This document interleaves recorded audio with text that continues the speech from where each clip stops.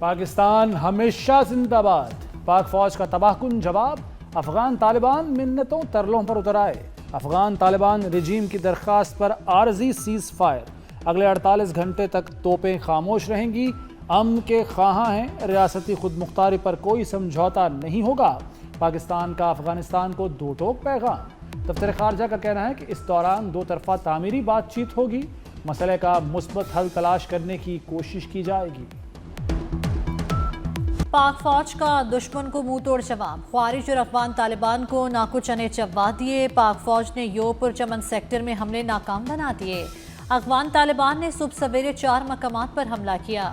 پاک فوج کی مؤثر کارروائی نے طالبان کو پسپا کر دیا۔ متعدد پوسٹیں اور خارج کی پناہ گاہیں مکمل تباہ کر دیں۔ چند گھنٹوں میں 100 سے زائد طالبان اور خارجی مار دیے۔ ہلاک طالبان کی مجموعی تعداد 400 ہو گئی۔ افغان طالبان نے پاک افغان واپ دوستی کو اپنی طرف سے اڑا دیا۔ پاک فوج نے غزنالی پوسٹ پر پاکستانی پرچم لہرا دیا۔ شاہینوں کی قندھار اور کابل میں افغان طالبان اور خارج کے ٹھکانوں پر بمباری۔ طالبان اور خارج کے ٹھکانوں کو تاک تاک کر نشانہ بنایا۔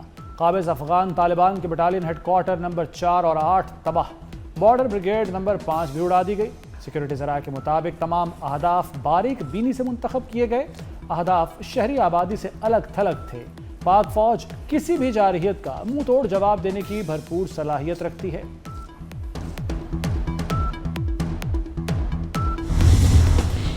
سیاسی اور عسکری قیادت کی اہم ملاقاتیں۔ صدر آصف علی زرداری سے وزیر اعظم شہباز شریف اور فیلڈ مارشل سید عاصم منیر نے الگ الگ ملاقاتیں کی۔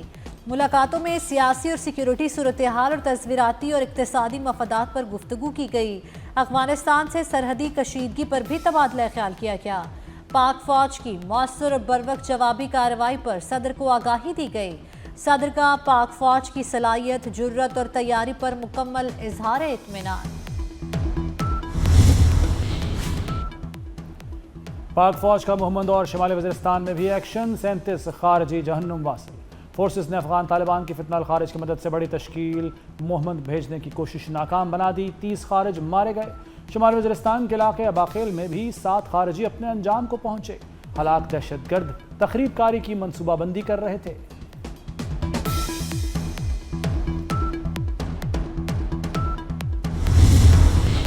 صدر، وزیر اعظم اور وزیر داخلہ محسن نقوی کی پاک فوج کو شاباش۔ آصف علی زرداری نے کہا، پاکستان پر کسی بھی جارحیت کا بھرپور اور دو ٹوک جواب دیا جائے گا۔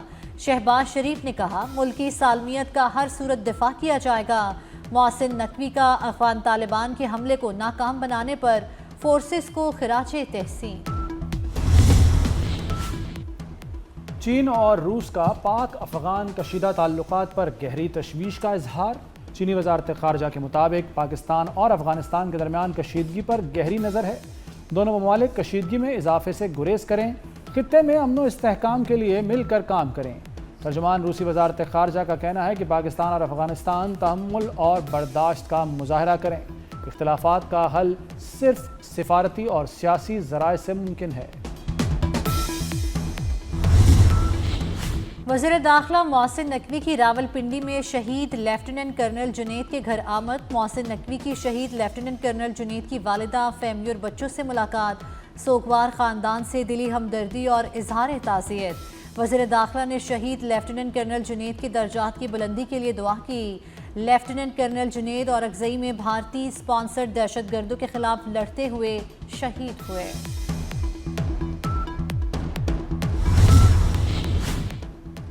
بھارتی قیادت تاریخ کو جھوٹ سے مسخ کرنے کی کوشش کر رہی ہے۔ مارکا حق کے 5 ماہ بعد پرانی گمراہ کن کہانی ہے۔ بھارت مارکا حق میں شکست تسلیم کرنے کو تیار نہیں۔ ISPR کا بھارت کی انتخابی پروپیگنڈا مہم پر رد عمل۔ کہا، بھارتی فوجی قیادت انتخابی دباؤ میں غیر ذمہ دارانہ بیانات دے رہی ہے۔ بھارتی فوجی ترجمان کی پریس کانفرنس تضادات سے بھری ہوئی ہے۔ غیر ضروری شو بازی خطے کے امن کے لیے خطرہ بن سکتی ہے۔ ہر جارحیت کا فوری اور بھرپور جواب دیا جائے گا۔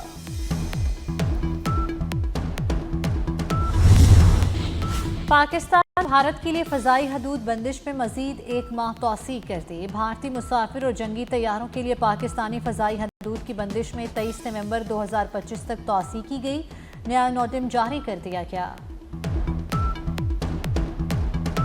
نئے وزیر اعلیٰ خیبر پختونخوا نے حلف اٹھا لیا۔ شور شرابے کے بیچ گورنر فیصل کریم کنڈی نے سہیل آفریدی سے حلف لیا۔ سہیل آفریدی باضابطہ طور پر خیبر پختونخوا کے 30ویں وزیر اعلیٰ بن گئے۔ حلف برداری کی انوکھی تقریب مچھلی بازار کا منظر پیش کرتی رہی۔ حلف ہوتا دکھائی دیا مگر ایک لفظ کسی کو سنائی نہ دیا۔ پی ٹی آئی کارکنان کے شور شرابے میں سب دب کر رہ گیا۔ پاکستان نے پہلے ٹیسٹ میں ورلڈ چیمپئن جنوبی افریقہ کو 93 رن سے شکست دی تھی۔ 2 میچز کی سیریز میں پاکستان کو 1-0 کی برتری حاصل ہو گئی۔ 277 رنز کے تعاقب میں مہمان ٹیم صرف 183 رنز بنا سکی۔ دوسرے اننگز میں نعمان علی اور شاہین آفریدی کے 4 شکار، ساجد خان نے 2 وکٹیں لیں۔ سیریز کا دوسرا میچ 20 اکتوبر سے راولپنڈی میں شروع ہوگا۔ نعمان علی کی شاندار بولنگ، لاہور ٹیسٹ میں 10 کھلاڑیوں کو آؤٹ کیا، پلیئر آف دا میچ قرار پائے۔ بہترین کارکردگی کے ساتھ اسپنر نعمان علی نے دنیا کرکٹ کے عظیم لیگ اسپنر عبدالقادر کا 37 سال پرانا ریکارڈ توڑ دیا۔ نعمان علی 5 ٹیسٹ کے تسلسل میں سب سے زیادہ وکٹیں لینے والے پاکستانی بولر بن گئے۔ انہوں نے کیریئر کے 16ویں سے 20ویں ٹیسٹ کے دوران 46 وکٹیں حاصل کی۔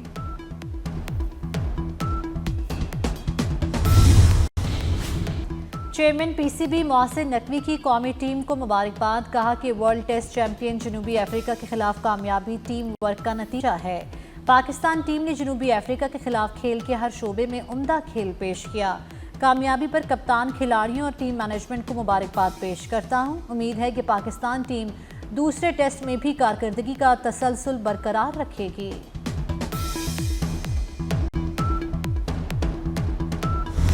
پاکستان کی معیشت کے لیے بڑی خوشخبری، پاکستان اور IMF کے درمیان سٹاف لیول معاہدہ طے۔ قرض پروگرام کے تحت 1.2 ارب ڈالر کی اگلی قسط ملے گی۔ کلائمیٹ فائنانسنگ پروگرام کے تحت 20 کروڑ ڈالر کی قسط ملے گی۔ IMF اعلامیے میں کہا گیا ہے کہ IMF قرض پروگرام کی وجہ سے معاشی استحکام آ رہا ہے۔ 14 سال بعد کرنٹ اکاؤنٹ خسارہ مثبت ریکارڈ کیا گیا۔ اسٹیٹ بینک کا مہنگائی کو 5 سے 7% کے مقررہ ہدف میں رکھنے کا فیصلہ۔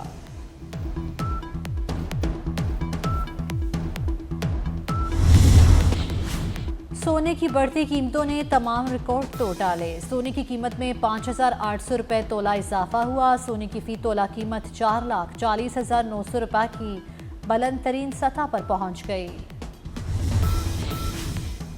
وزیر خزانہ محمد اورنگزیب کی امریکہ میں سرمایہ کاروں سے ملاقاتیں۔ IMF کے ڈپٹی مینیجنگ ڈائریکٹر، امریکی حکام، بین الاقوامی مالیاتی اداروں اور سرمایہ کاروں سے ملاقات۔ محمد اورنگزیب وائٹ ہاؤس کی اقتصادی مشاورتی کونسل کے قائم مقام چیئرمین پیئر یارف سے بھی ملے۔ سعودی فنڈ فار ڈیولپمنٹ کے CEO سے بھی ملاقات۔ وزیر خزانہ کی معاشی اصلاحات اور ترقی کے عزم کا اعادہ۔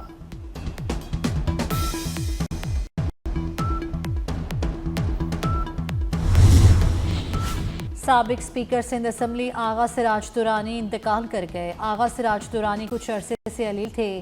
وزیر اعلیٰ سندھ مراد علی شاہ صوبائی وزراء اور سیاسی رہنماؤں کی تعزیت کے لیے رہائش گاہ پر آمد۔ صدر آصف علی زرداری، وزیر اعظم شہباز شریف اور بلاول بھٹو کا آغا سراج درانی کے انتقال پر گہرے دکھ کا اظہار، سیاسی اور عوامی خدمات کو خراج تحسین پیش کیا۔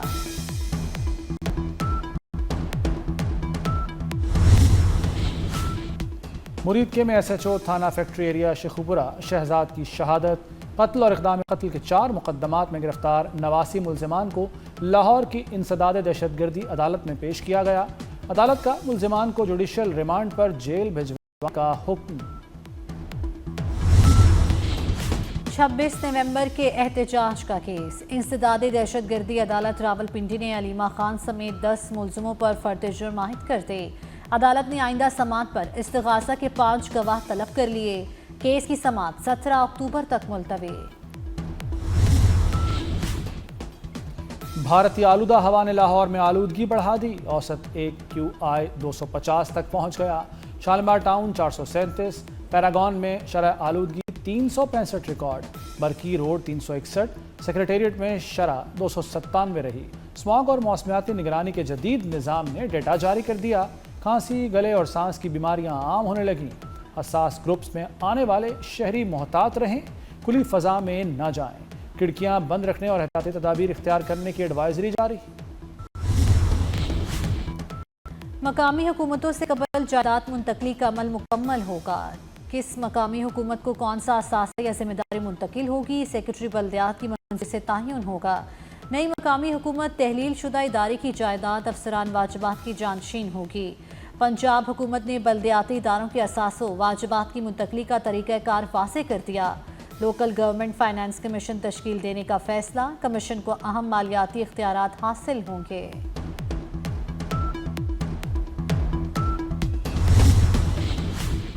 سی ایس ایس 2024 کے حتمی نتائج جاری، کامیابی کی شرح 2.48% رہی۔ پہلی 30 پوزیشنز حاصل کرنے والے امیدواروں کی دلچسپ تفصیلات، کسی امیدوار نے فورن سروس کا انتخاب نہیں کیا۔ ٹاپ 20 امیدواروں میں سے 19 نے پاکستان ایڈمنسٹریٹو سروس کا انتخاب کیا۔ ٹاپ 20 امیدواروں میں سے محض ایک امیدوار نے پولیس سروس کا انتخاب کیا۔ کیپٹل سٹی بنے گا اب digital city, C D A کا اسلام آباد کو وائی فائی سٹی بنانے کا فیصلہ۔ چیئرمین سی ڈی اے کے مطابق اب اسلام آباد میں 80 سے زائد مقامات پر وائی فائی ڈیوائسز نصب ہوں گی۔ غزہ امن منصوبے پر عمل درآمد جاری، حماس نے مزید 4 یرغمالیوں کی لاشیں ریڈ کراس کے ذریعے اسرائیل کے حوالے کر دیں۔ ادھر اسرائیل نے مصر کی سرحد سے ملحقہ رفح بارڈر کو کھول دیا۔ غزہ میں رفح بارڈر کے راستے امدادی قافلے پہنچنے لگے۔ عرب میڈیا کے مطابق حماس اس سے پہلے 20 زندہ یرغمالی اور 4 لاشیں اسرائیل کے حوالے کر چکی۔